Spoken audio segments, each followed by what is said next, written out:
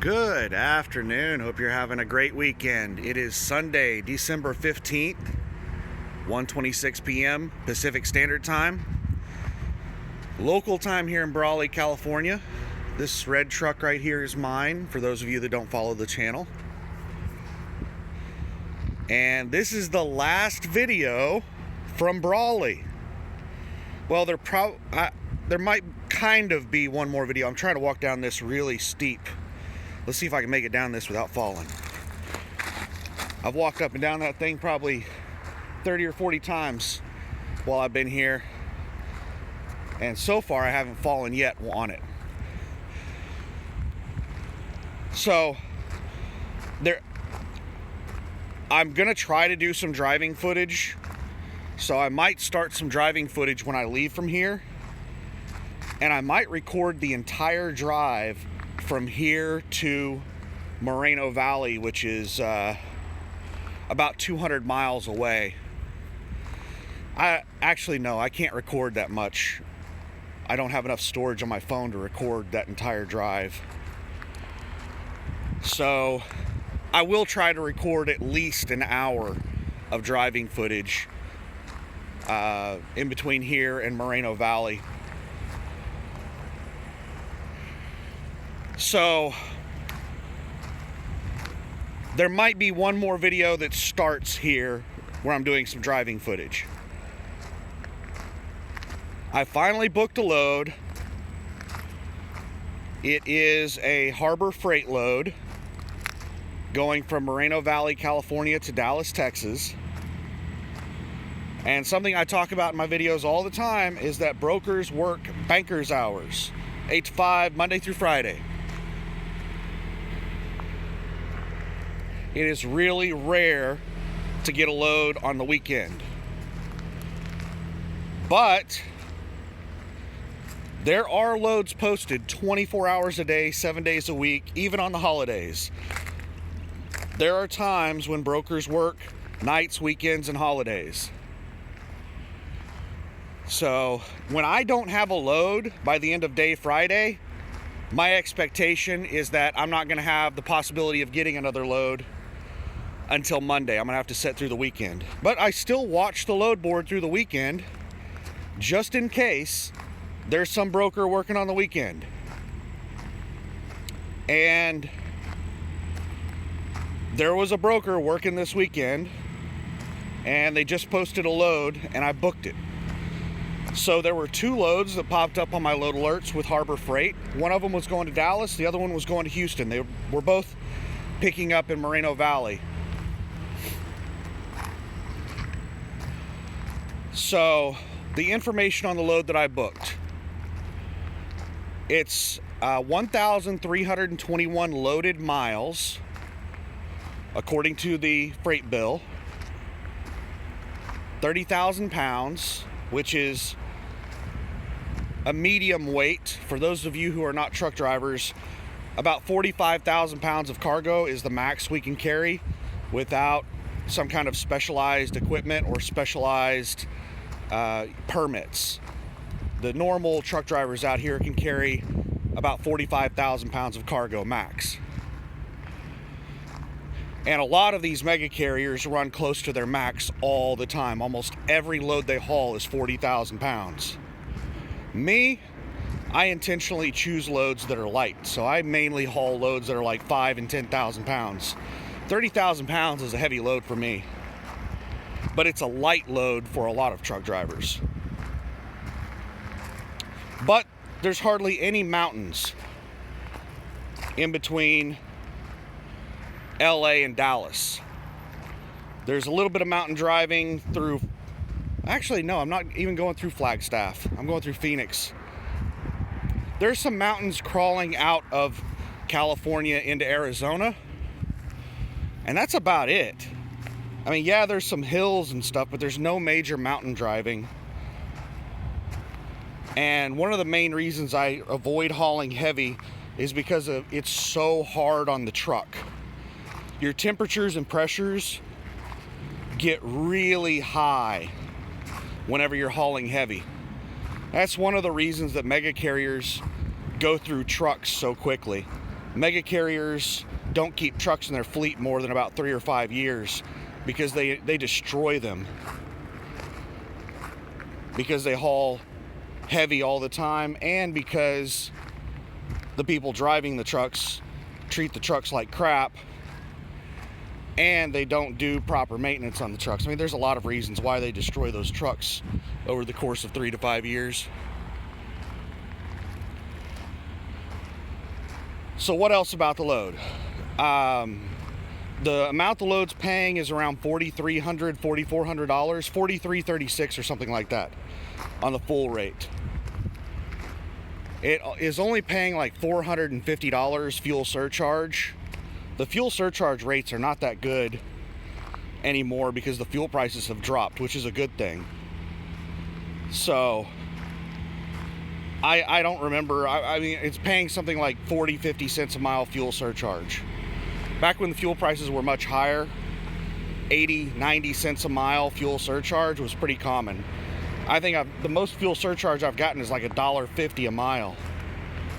I've gotten some absolutely crazy fuel surcharges before. No, traffic's way backed up at the light.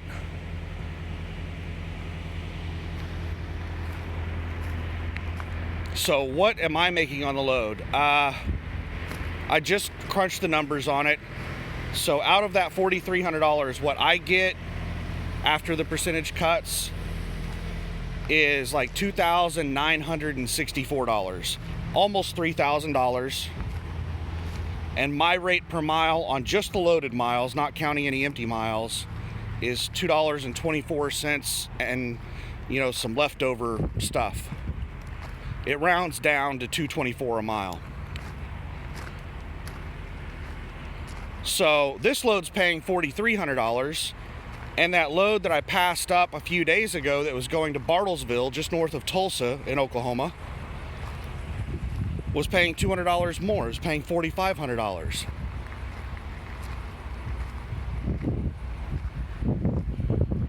Why in the world would I pass up on that $4,500 load and then turn around and take a load for $4,300 and be excited about it and be ticked off about the $4,500 load? Well, many reasons. The Bartlesville load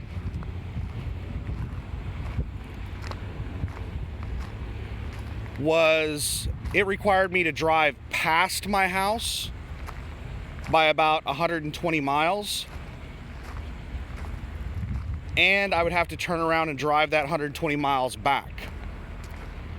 So I would have 240 total extra miles, and it would be on a bunch of toll roads. I'm not sure exactly how much I would be paying in toll fees. Probably somewhere between like $50 and $100 in tolls.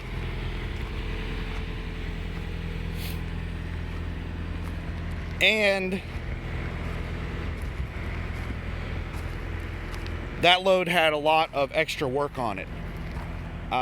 Basically, it was a driver unload because I had to shuttle a bunch of trailers around at the destination.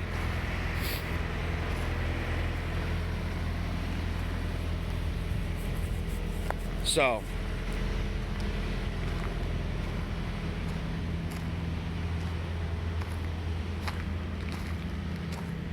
this load is much better. I'm actually going to make more money on this load than I would have on the other one because the fuel cost and sorry, that was the agent that just sent me a text message. She just sent me a text and said that she got home and she's sending me the freight bill in a couple of minutes. What the deal was she went into the office to work on the weekend because she needed to get these loads moved, and she reposted the loads at higher rates, and then she drove home, and I called her while she was on her way home. And she said once she got home, she would send me the freight bill. So she just got home and she's sending me all of the information on the load, the contract of the load, basically.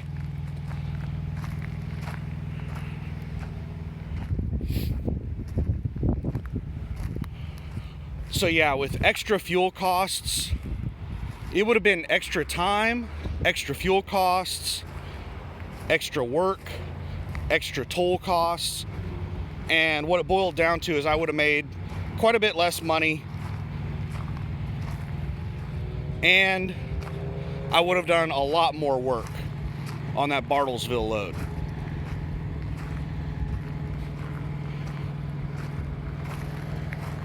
There's still quite a bit of extra time on this load, and it's still a firm delivery. So as far as the layover days, they are very similar. I'm still going to be setting an extra like 3 or 4 days waiting to deliver this load. So that's still a negative with the load, because it doesn't deliver until Saturday morning at 6 a.m.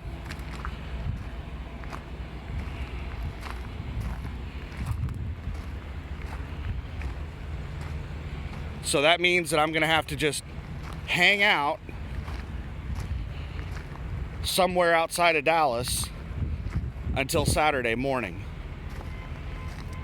But since it's a Harbor Freight store, what I can do is I can roll in there at probably 4 or 5 a.m. and just sit and wait until 6 a.m. so I can get in there before Dallas traffic gets bad.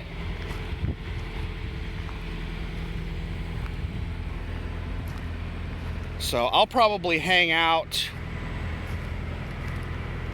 I don't know, 100 miles, maybe even 200 miles outside of Dallas until my delivery Saturday morning. I need enough time after I deliver the load to be able to drive home. And it's about a 200-mile drive to the house from Dallas. So I need to be within 200 miles of Dallas when I start driving Saturday morning. But I don't want to get in too close to Dallas, because the closer I get to Dallas, the harder it's going to be to find a parking spot.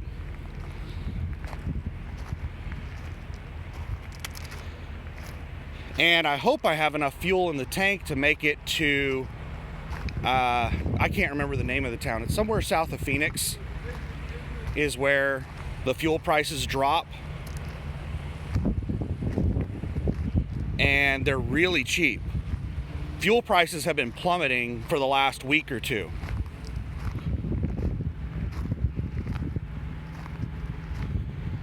I think fuel prices are going to plummet to back to 2020 levels once Trump gets sworn into office.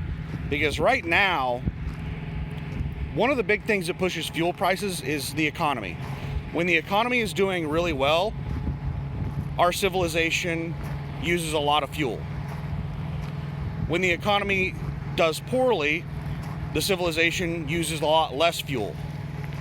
So the demand for fuel drops a lot whenever the economy is doing bad. And the economy is doing bad.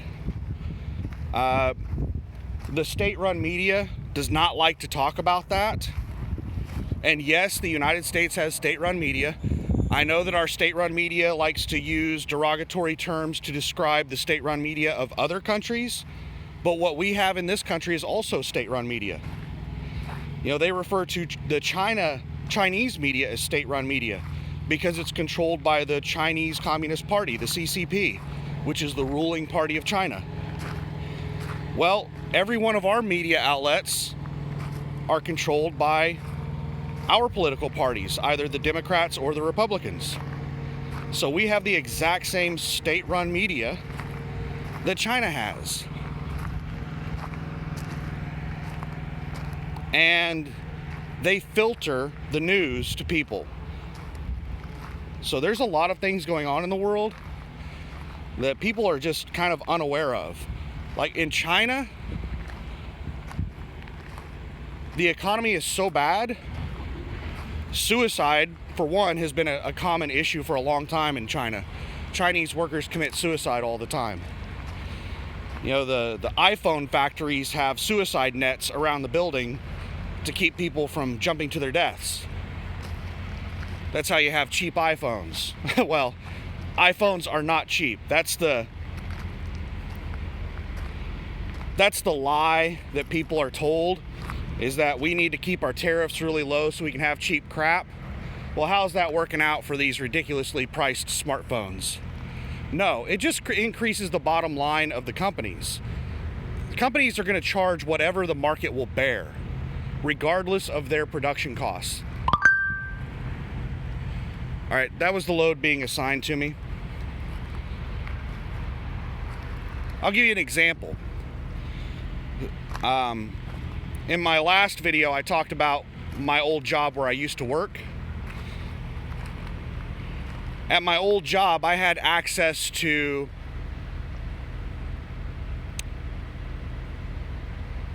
not classified, but secret information. I had more access than most people at the company. And I was able to see the actual prices that the company paid for stuff. And one of our biggest margins was on toner for laser printers. Toner for laser printers was like 98% margin. What does that even mean, 98% margin? That means that if we're charging $100 for that toner, our cost is only $2. So it's 98% profit. So yeah, whenever Trump gets into office and starts increasing tariffs on these countries, you're gonna hear a lot of bullshit from people that are defending that system, talking about how things are gonna get so much more expensive in the store. Yes, we might see some price increases at the store, but in general, you have to remember that companies are not charging a fair price. They're charging what the market will bear. So some prices might go up, but it's not the consumer at the end of the line that's going to have to pay for those tariffs in most cases.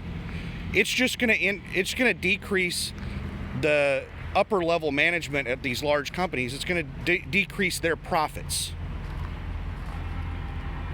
because a lot of their products are like 90% margin. So they have a lot of wiggle room where they're still profitable.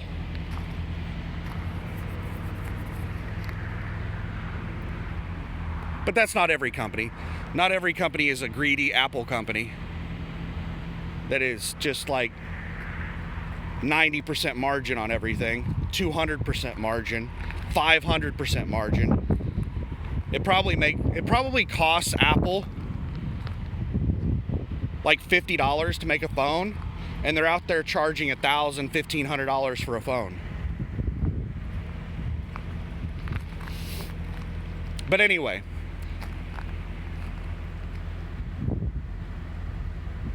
I can't remember why we got into this discussion about tariffs and margins and stuff like that.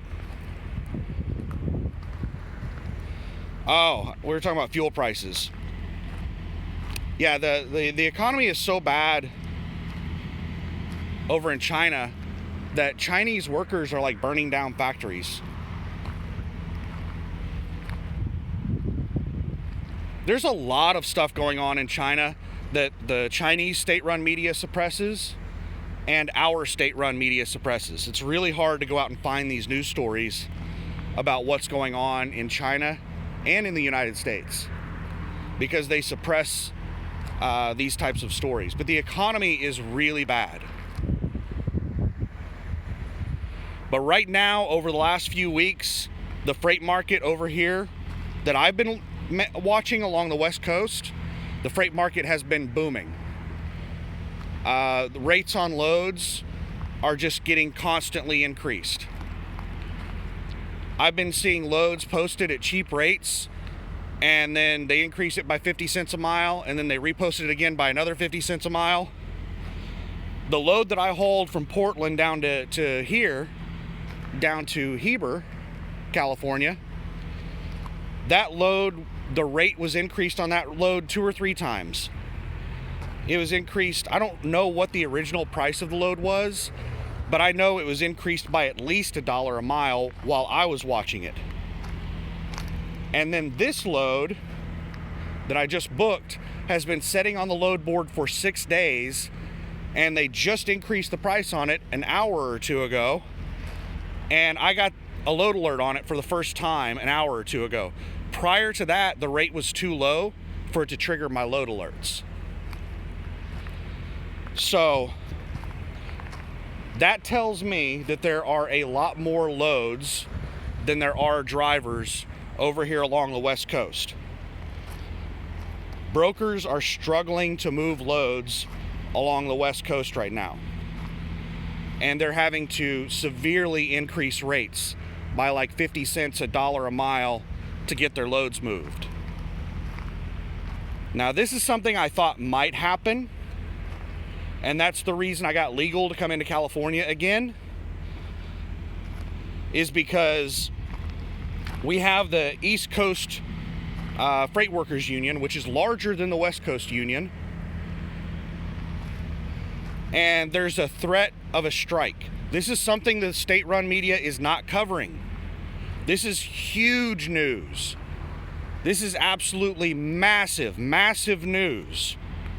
This is something that could, in the words of the union leader, cripple the country. That is the threat that the union leader made a couple of months ago before they went on strike last time. He said that they were going to cripple the country. And they only went on strike for a couple of days, and it had a huge impact across the country. Just a couple of days of them shutting down. Now, they didn't cripple the country, but if they would have stayed on strike for a longer period of time, they would have crippled the country.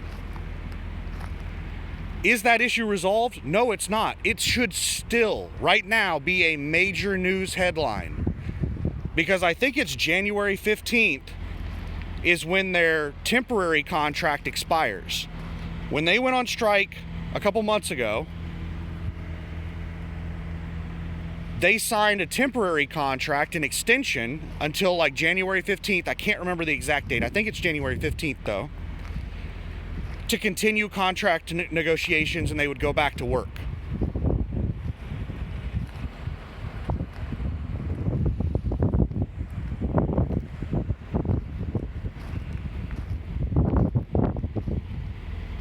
So, what has happened since then?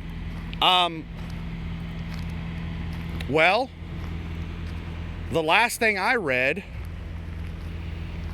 was that talks fell through, and one of the sides, I can't remember if it was the union or the company, one of them walked out of discussions because the other side was being unreasonable, so talks have fallen through. As far as I know, they're not even trying to negotiate a contract right now. And Trump made a statement recently that he was basically backing the union. He was not going to get involved. I am an anarchist. I'm a very conservative person, but I don't align with any political party. So I have some hard to describe opinions on unions. I'm neither pro-union or anti-union.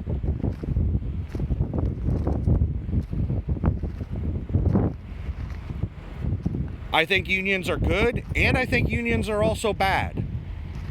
It depends on the situation.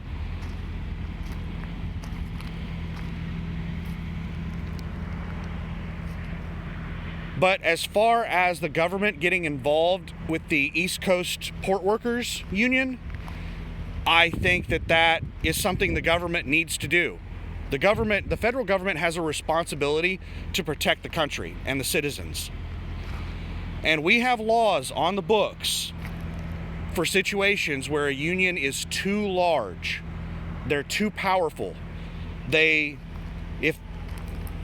they are too large or too powerful and they go on strike, they could, in the words of the union leader, cripple the country. So we have laws on the books that allow the federal government to stop strikes like that. So what I think should happen, what I think Trump and Biden should do, is they should tell the union leaders, hey, we're not going to allow you to have a full strike. That would be too impactful to the country. So either you come up with a plan with a limited strike and we will allow that to happen, or if you are not willing to come up with a plan for a limited strike, then I'm just going to block your strike completely. So come up with something we can work with, or you're not going to be able to strike at all. That's what I would do. But that's not what Biden did. And Trump just said that he's not going to do that. He's just going to allow a full strike again. That would be devastating to the country. For them to go on a full strike, the entire East Coast Port Workers Union to go on a full strike for a long period of time, that would be devastating to the world economy.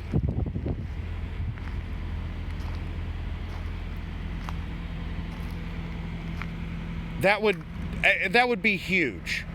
And the state-run media is not talking about that story, and we're like a month away from that happening.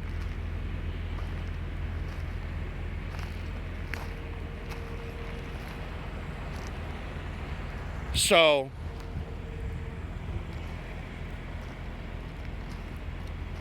whenever the first strike happened, I said that it was unlikely that that strike would happen for the reasons that I just talked about. The federal government's not supposed to allow those types of strikes to happen. They should have stepped in.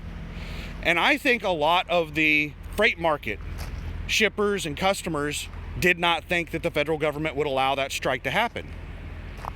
So we did not see a lot of freight move off of the East Coast out of those ports last time, because I think most people, were like me. They thought the federal government was going to do its job, and they didn't.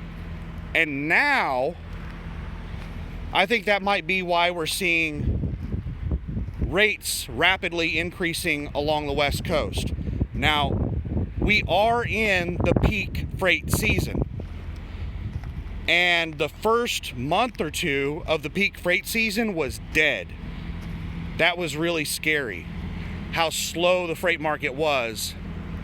And the rates basically didn't move for the first 1 to 2 months. But here in November and December, the rates have been climbing dramatically over on the West Coast. I haven't been paying attention to anywhere else. I've only been watching the West Coast. But over here on the West Coast, the rates have been climbing very rapidly. Now, part of that is probably because we're in the peak freight season. We're in the holiday shopping season. But another part of that could be due to the East Coast port workers strike. Now, shippers and customers are really concerned about that strike that's going to happen on, I think, January 15th. And they know that the federal government's not going to do anything about it. They're just going to allow a full strike. Which is, for anybody who doesn't understand the impact of that, it's hard to put into words how stupid it is for the federal government to allow that strike to happen.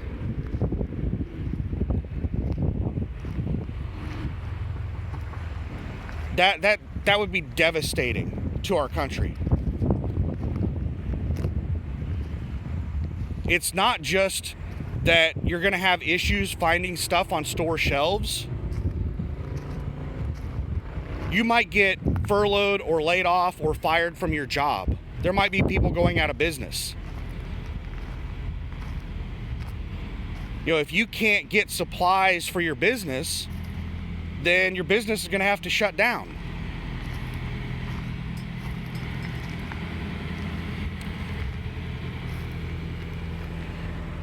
So yeah, it's going to be huge if it happens. I hope it doesn't happen.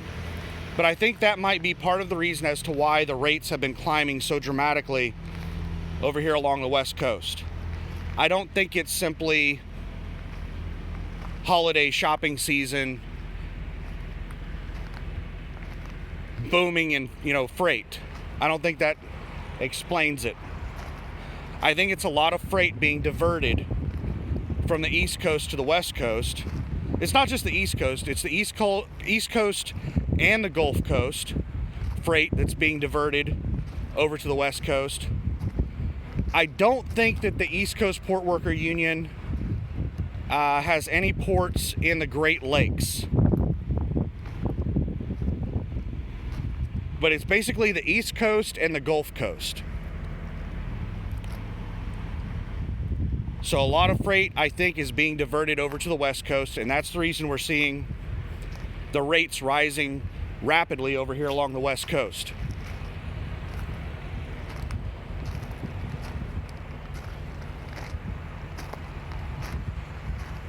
But anyway, I could talk about this for hours. What's my plan? What's my plan with this load? Well, it is a preloaded trailer setting in Moreno Valley, 200 miles away. Moreno Valley is in the LA area. It's the outer edge of the LA area. So I'm not having to drive like deep down into LA.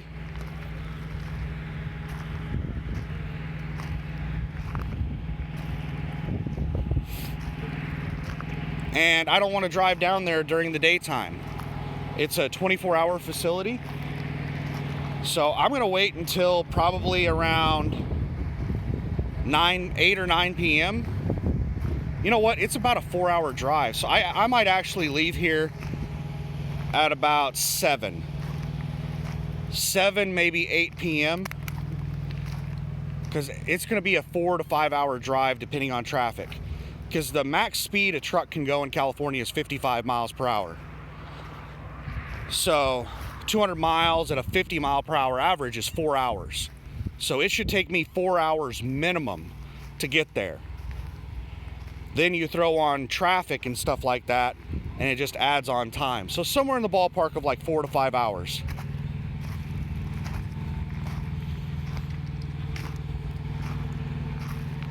So I want to arrive in Moreno after 11 p.m. So I'll probably leave at 6 p.m. at the earliest. Most likely I'll leave at 7 p.m. Then I'll get there, do the drop and hook, which will probably take me about an hour. And then get out of Moreno midnight 1 a.m. and make it somewhere into Arizona and park for the night. So fuel costs. Let's talk about these fuel prices that have been dropping. And when I talk about fuel prices, I talk about my raw price. My price after discount and not including state fuel tax, because state fuel tax doesn't matter to me. I pay the same amount of tax no matter what I pay at the pump. My tax is based on my mileage driven in each state. So paying fuel tax at the pump is just prepaying your taxes. It's like whenever you file taxes with the IRS at the end of the year, you prepay your taxes throughout the year and then you settle up at the end of the year. That's what paying fuel tax at the pump is. That's prepaying my taxes throughout the year. I settle up every quarter with the federal government. So fuel tax is different in every state. Fuel tax in California is like 60 cents a gallon. Oklahoma and Texas is around 20 cents a gallon. So when I talk about fuel prices, I'm talking about my price not including fuel tax and after all of my discounts. You know, my discounts are commonly like 70, 80 cents a gallon on fuel. And then you take away the 60 cent per gallon fuel tax from California. So what I'm paying at the pump can be like $1.50 less than the pump price.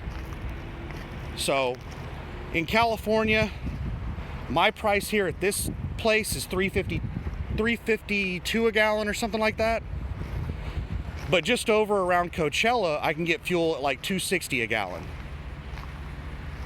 That's minus the fuel tax and base and all my discounts. That's my base price. But if I get over into Arizona, just south of Phoenix, my price is like $2.36 a gallon.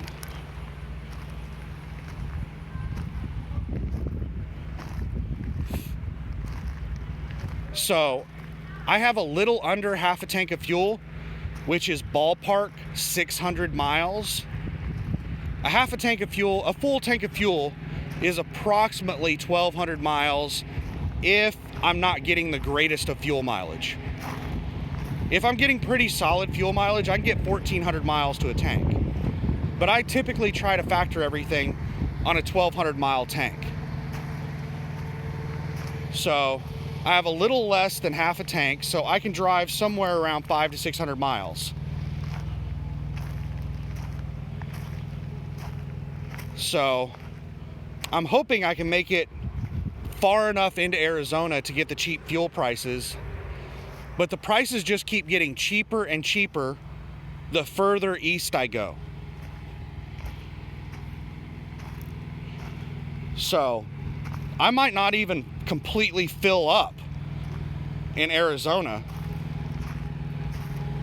I might just put in like 50 gallons and then drive 300 miles and put in another 50 gallons, drive another 300 miles, put in another 50 gallons. I might just hop 50 gallons toward Dallas. I don't know, I have to figure it out. And if I edited videos, then I would show some screenshots of the fuel prices along my route so that you could see them, because I can't remember all the fuel prices off the top of my head. I just remember it just gets cheaper and cheaper, and the Dallas, Oklahoma City area is some of the cheapest fuel in the country.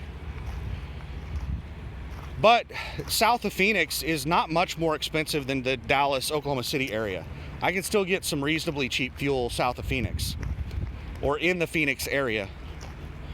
There's not a huge difference in price. I think it's only like 10, maybe 15 cents a gallon cheaper in the Dallas, Oklahoma City area than it is in the Phoenix area.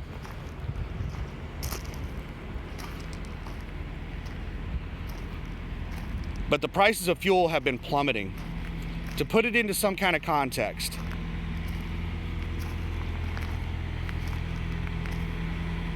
whenever I left the house, fuel prices in the Portland area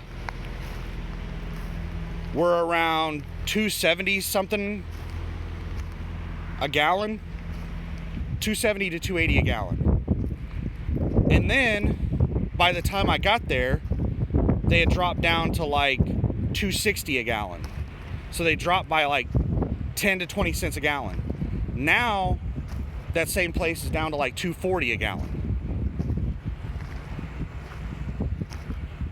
So in the approximate month that I've been out over the road, fuel prices at that one particular station in Portland has dropped by 30 to 40 cents a gallon. Why? Well, that goes back to what I was talking about the economy. When the economy is really bad, the demand for fuel goes down, and the economy has been bad. What's been keeping the fuel prices up is the threat of disruption, the supply side. There have been a lot of wars going on, especially the wars going on over in the Middle East. Every single time there's one of these little retaliatory attacks in the Middle East, fuel prices will spike up. And then as it calms down, the fuel prices will drop back down. But that's what's been keeping prices up. If we didn't have all these wars going on in the Middle East and over in Russia and Ukraine, fuel prices would be really cheap right now. The only thing keeping fuel prices inflated at the moment are all of these threats of disruption. Not actual disruption, just threats of disruption. And this is something I've had people comment on the videos before, defending, back whenever Biden took office, the Democrats took power and they have their anti-fossil fuel agenda, and fuel prices started rising dramatically as soon as the Democrats won the election. Before they even took office, fuel prices started rising. And, I had people that were defending the Democrats in the comments, talking about how politicians don't control fuel prices. Basically, they were parroting the Democrat talking points, which is a complete lie, that politicians don't have an impact on fuel prices. That is a complete load of bullshit. If you ever hear a politician say that politicians do not have any impact on fuel prices, that should piss you off, because they are lying to your face.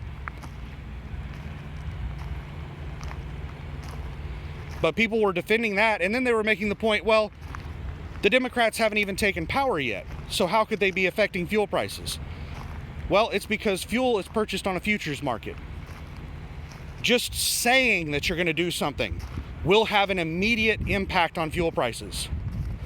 There can be an announcement today about some huge change in the fossil fuel industry, and it will affect the price at the pump within a day.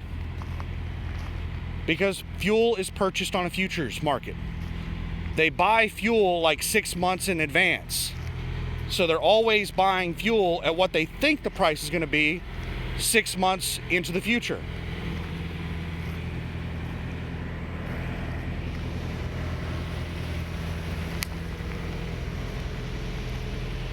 So I think that's the reason we're seeing fuel prices plummet right now, is because of two things. One, the bad economy, and two, Trump winning the election. They expect fuel prices to plummet with Trump taking office. He's going to open the floodgates for the fossil fuel industry, which the Democrats closed off. So that's what's pushing it down. But the only thing I think that's propping up the fuel prices is all these wars we have going on. Every single time this tit for tat happens, they use that to bump the prices back up. So we might be seeing fuel back around, whenever I first became an owner operator in 2020, fuel prices in the Oklahoma, Dallas area were about $1.50 a gallon raw price. That was like really cheap fuel. $1.50, $1.60 a gallon raw price. Once you throw in the fuel tax of 20 cents a gallon, that's like $1.70, $1.80 a gallon once you include fuel tax. So we could see fuel go back to those levels, but it's not likely going to last long, because when fuel prices get really cheap, that stimulates the economy. And when the economy starts doing really well, we start using a lot more fuel. So the demand for fuel goes up, which drives the price of fuel up. So we could be seeing an economic boom happening at some point next year. Now, all of the data analysts are way behind on everything. The stuff that you read about in the news is usually stuff that happened several months ago. Whenever they're talking about business. Like, the housing boom. They weren't reporting on the housing boom until after that had been happening for years. And whenever the housing crisis started happening, they didn't start reporting on that until after it had been happening for several months or years. And the reason they're so far behind in reporting about anything related to the economy and about business is because of data analysts. The people that run these businesses and the people that analyze these businesses, the people that write stories on these businesses, they're just data analysts. So how do you analyze data? Well, you need a lot of data. So in order for you to analyze trends and stuff like that, you need several months of data. So they're reporting on stuff that has been happening for months before they can data analyze it. And this is the problem that we are having with bureaucracy and companies in general. We've had this problem for years. And it goes back to that idiot CEO at Starbucks that's known for saying, if you can't metric it, you can't manage it. That's not true. If you can only manage stuff that you can metric, then you are not qualified to be a manager. Because data and metrics are absolutely worthless without a full comprehension, full context of the data. And whenever you make a data point a goal, it ceases to be valuable data. So if you are running a call center and you create a goal of you want every one of your employees to take like 20 calls a day, what's going to happen? They are going to start manipulating the data so that they can take 20 calls a day. So now your call volume data becomes worthless because it's manipulated. This is something that they teach in like the ITIL certification, which I have. It's a customer management certification.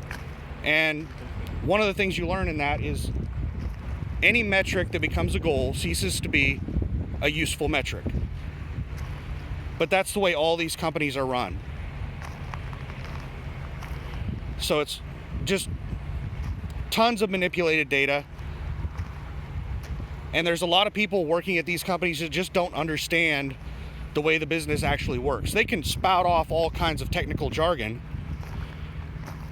and to the layman, it sounds like they know what they're talking about. But to someone who actually understands what's going on, they're bullshitters. That's one of the reasons I left my last job, is because most of the people I worked with were bullshitters.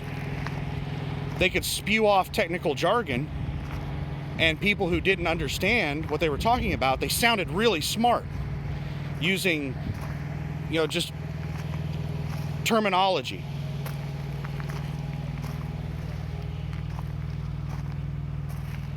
That should be a huge red flag for you. Anytime you're talking with somebody and they start spouting off a bunch of technical terms and acronyms, they're doing that to sound smart. If they break it down to a level that their audience can understand, then they most likely understand the topic well enough to be able to discuss it at any level. They can explain it to a 5-year-old, or they can explain it to somebody who has a doctorate. If they have enough understanding about a topic, they should be able to explain it at a level that anyone can understand. If they're intentionally explaining something at a level that you don't understand, then they're most likely a bullshitter. They're trying to sound like they know what they're talking about.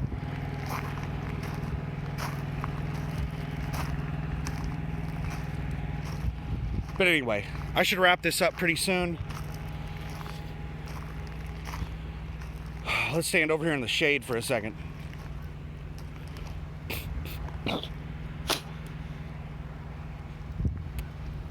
Yeah, I'm probably just going to hang out. It's 2:15 now. I'm going to hang out for about 4 more hours. And I stink something awful. Oh my goodness, I am rank. I used up all my shower credits, and I used up all my points getting showers.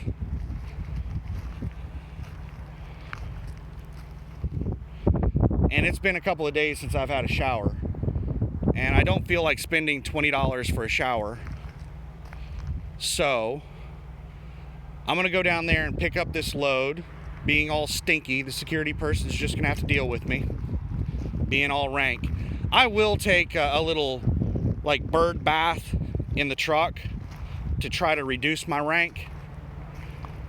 But what I'll do is my stopping point at the end of this drive shift, I'm gonna try to stop at a Pilot Flying J and get at least 50 gallons of fuel, get a shower credit, and I'll get a shower. So how do I do my little bird baths in the truck? Okay, there are three things that I use to do these little bird baths. One, wet wipes. At Sam's Club, I buy these boxes of wet wipes that are, I don't know, like $15, $20. They might be as high as $30. I can't remember the exact price. But they have these huge packages of wet wipes. There's like 120 wet wipes per package. and it comes with like 5 or 6 packages. These are massive, really thick, really awesome wet wipes. I also have rolls of paper towels in the truck. And I have spray bottles that I fill up with isopropyl alcohol. So what I use is I spray isopropyl alcohol like under my armpits and around my body, and I will wipe off with wet wipes and paper towels. And then as far as brushing my teeth, I have Listerine mouthwash, and I have jugs of water in the truck. And I will just, come outside. Usually on my catwalk, I'll set the jug of water on my catwalk, and I'll just tip it over to get the toothbrush wet or to clean off the toothbrush. And just brush my teeth over at the catwalk of my truck. So that's what I'll do before I head up to Moreno to pick up the load. And hopefully I have enough fuel to make it all the way far enough into Arizona to get cheap fuel. If not, it's not going to be the end of the world. I can't remember. I want to say it's like $2.40 a gallon south of Phoenix, and it's like $2.60 a gallon or $2.70 a gallon around Coachella. So if I have to throw in 50 gallons in Coachella, and let's say it's 30 cents a gallon more, that's what, $15? Yeah, I don't like throwing around and wasting $15, but you got to do what you got to do. So yeah, I might have to throw in like 50 gallons of fuel here in California. Depends on how close I'll be cutting it to get all the way over to the south side of Phoenix where the fuel prices drop.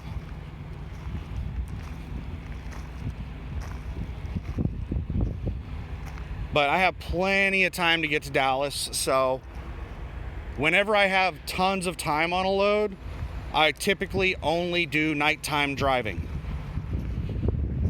So wherever I stop to fuel up at, I'm probably still going to have 2 or 3 hours of drive time left by the time I get there. But I'll probably just go ahead and stop and stay there for the day, and then start driving late at night, like 8 o'clock at night or something. And then I'll drive overnight to another Pilot Flying J or wherever I want to stop at. And it's not that many miles. It's like probably 1,400 loaded miles and a 200-mile deadhead. And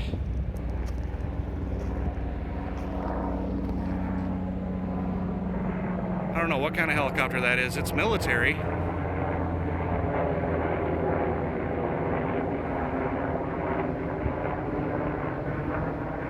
Looks like a transport type of helicopter.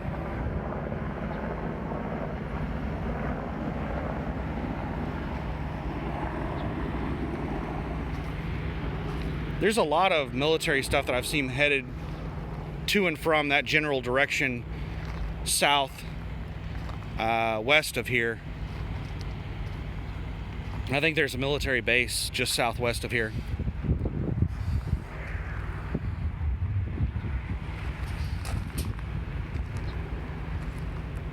But yeah, the most amount of miles that I can do in a drive shift when I drive 65 miles per hour is right around 600 to 650 miles.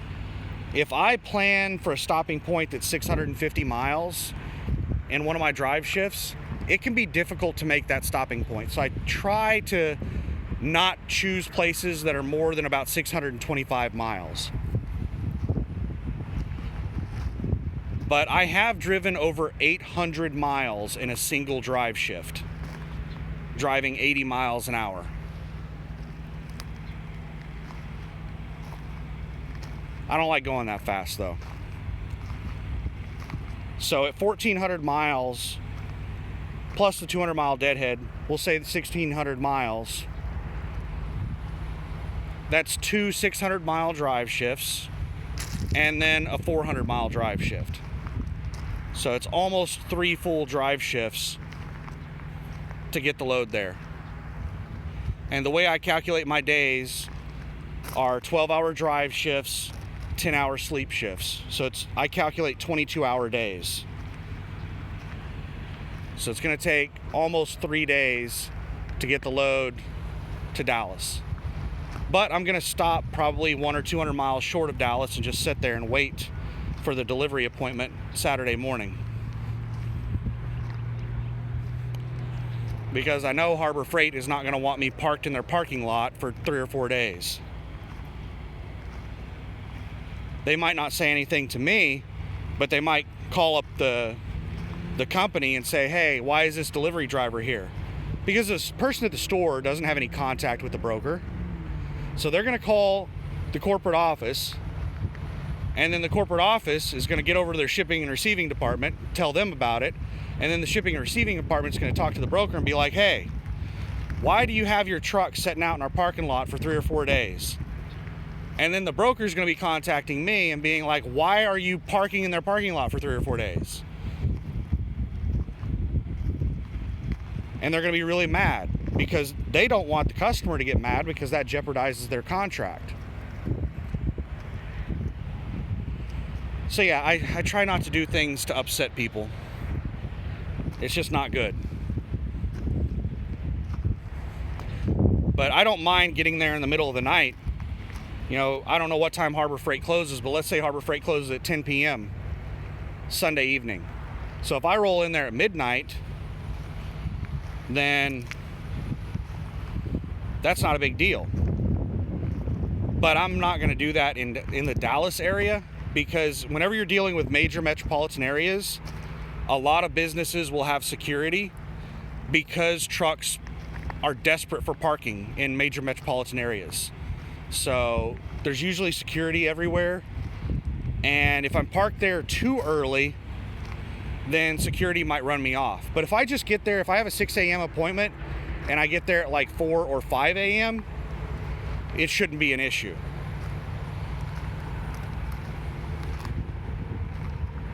I have had places where I got there just like 1 hour early for an appointment and they ran me off the property. So it just depends on the place. But I'm suspecting at this place I should be able to get there about 2 hours early, and it's not going to be an issue. So that's what I'll most likely do, is I'll get there at about 4 a.m. and I'll go ahead and park at their dock and just wait for them to be ready to unload me. And then I'll deadhead to the house after I get unloaded, and hopefully I won't be at the house for too terribly long. But you know how it is when I get to the house. It's usually a month that I'm sitting at home. We'll just have to see what the freight market provides, what the load board provides. But hopefully I'll just get to the house and do a fairly quick turnaround. But anyway, that's what's going on with me. And I will most likely be uploading some driving footage.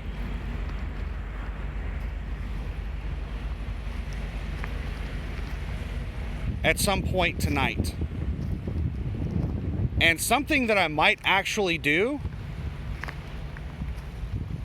I don't know if I'm going to do it on this trip, but I tested out live streaming. Live streaming, there's a whole bunch of features on YouTube that used to not be available to small channels like mine. It is usually only available to channels that are monetized and have, you know, a decent amount of people watching their videos. But they've made some of those features available to small channels like me, like live streaming is available to small channels now.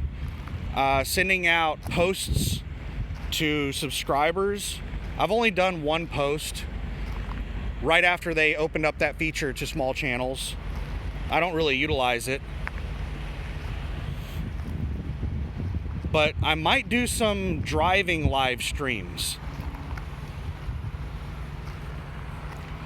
I'm not sure how bad the network disruptions will be for the the driving live streams.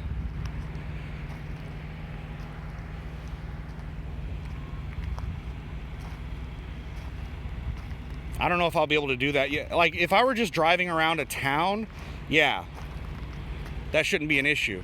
But driving on I-10 out in the middle of nowhere, that might be a bit of a problem. Yes, I don't typically go without cell coverage for very long, but there are times where you will pop into a valley and you won't have any cell reception for 5 or 10 or 15 or half an hour.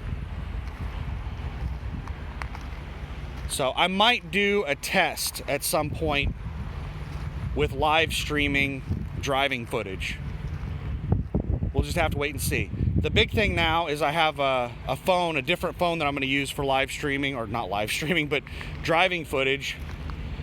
And hopefully it's going to be much better quality, and hopefully it's going to actually pick up some pictures at night, because my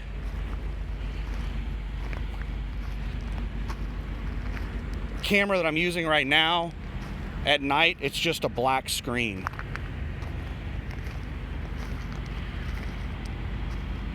So I'm gonna go into the truck now, and I'm gonna do some more detailed trip planning and figure out my fuel stops, figure out my exact route. And I've still got, 2:30, I've still got 3.5 hours minimum before I start driving. I mean, I could start driving right now if I wanted to. I could go over there and pick up the trailer right now if I want to. And it is Sunday. You would think that traffic wouldn't be too bad on a Sunday, but that's not the case. Traffic sucks every day in a major metropolitan area. Used to, 10 or 20 years ago, there was no such thing as rush hour on the weekends. That's not the case anymore. There's rush hour on the weekends.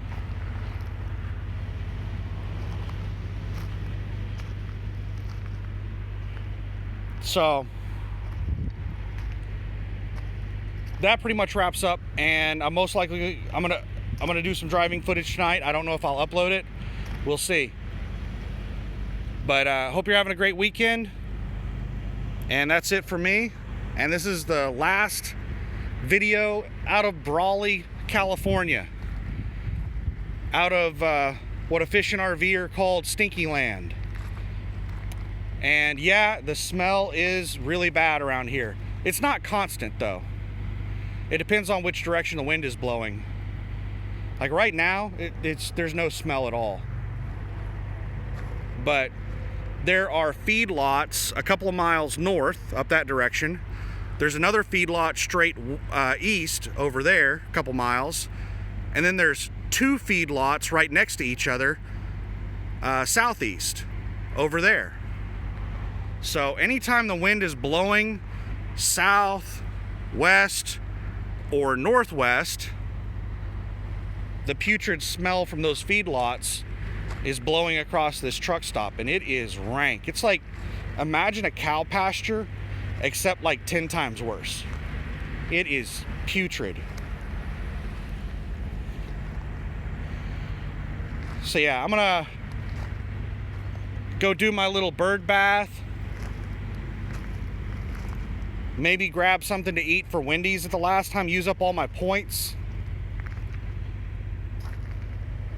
and then hit the road. Why have I been eating at Wendy's so much? Is it just because the prices on the app are really cheap with the offers? Like if you use the app, you can get like a full meal for $4 or $5. Those are really good prices. Is that the only reason? No, the other reason I've been eating a lot at Wendy's, I've been eating at Wendy's pretty much every day that I've been here, because I'm almost out of food in the truck. I've been out over the road for so long that I only have like 3 of my little pre-prepared frozen meals left. So I'm trying to save those for situations when I don't have access to cheap food at the truck stop. So I'm gonna go ahead and eat at Wendy's one last time, and then I'll eat over this next week. I'll eat my frozen meals that I brought with me in the truck.